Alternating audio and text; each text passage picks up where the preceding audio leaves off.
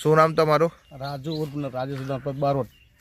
તો અગાઉ કરજણ સમાચારમાં સમાચાર પ્રસારિત થયા છે કે તમારા ગામના માજી સરપંચ દ્વારા આક્ષેપ કરવામાં આવ્યા છે કે આખી કેનાલના વૃક્ષો, લીલા ઘટાદાર વૃક્ષો તમે નિકંદન કરી ખાધા છે. એ વાત ખોટી છે. પ્રેસવાળા ધર્મેશ ચંદ્રકાંત પટેલ, જયેન્દ્ર અને હેમંત મને ફસાવવાની કોશિશ કરે છે અને મને અગાઉ આગમસ બી ફસાયેલો છે અને હજુ ફસાવવાની કોશિશ કરે છે. આ તદ્દન વાત ખોટી છે અને મેં મારી બદનામી કરી છે એનો મેં કોર્ટની અંદર બદનામીનો દાવો કરીશ.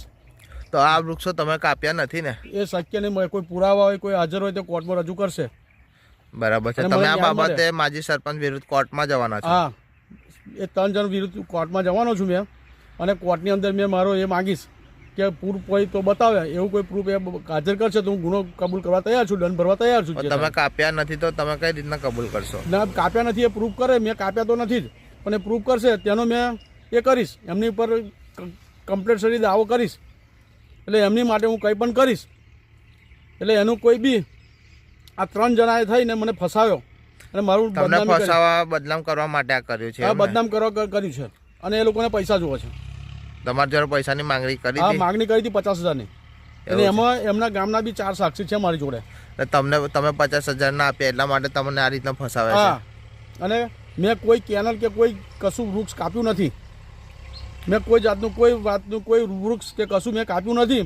પણ આ ધર્મેશ, જયેન્દ્ર અને હેમંત, ધર્મેશ ચંદ્રકાંત પટેલ એ અગાઉ બી એમને ચોરી કરેલી છે. અગાઉ એમના સરપંચ હતા તે ઘરે ચોરીઓ કરેલી છે. છતાં બી મને બદનામ કરવા માગે છે અને મને બદનામ કરી મારે આખા સમાજ, મારા કુટુંબની અંદર મારી બદનામીનો દાવો મેં કરીશ. અને એ લોકો હજુ બી બીજા કોઈને બી ફસાવવાની કોશિશમાં તૈયારી છે એ લોકો. ઓકે. અને હજુ અગાઉ બી વ્યવહારમાં કટિંગ થયેલું તેમાં દેશી બાવર એમને જ કાપેલા છે અને બીજાનું નામ બદનામ કરે છે. સરપંચને ઉડાવવાની કોશિશ એ લોકોની વધારે છે કે તેના કોઈ સરપંચ છે અમે ઓળખતા નથી. એ સરપંચને ઓળખવા, એ સરપંચને ફસાવવા, મને પૈસા આપવાનું કીધું કે તમને પૈસા આપીશું અને ત્યાં આગળ જો મેં લાકડા કાપ્યા તો લાકડા ગયા કઈ એ લોકોએ વેચી દીધા છે. ત્યાંથી મુદ્દા માલ પર છે ને એમને જે કોડીથી લાકડું કપાયું છે બાવર એ લોકોએ કપાયેલું છે. તમને ફસાવવા માટે કપાયેલું છે? હા, મને ફસાવવા માટે. મારી પાસે મેં લાકડા કાપું મશીનથી ના કાપું, કોડીથી કાપું. એટલે બરાબર છે.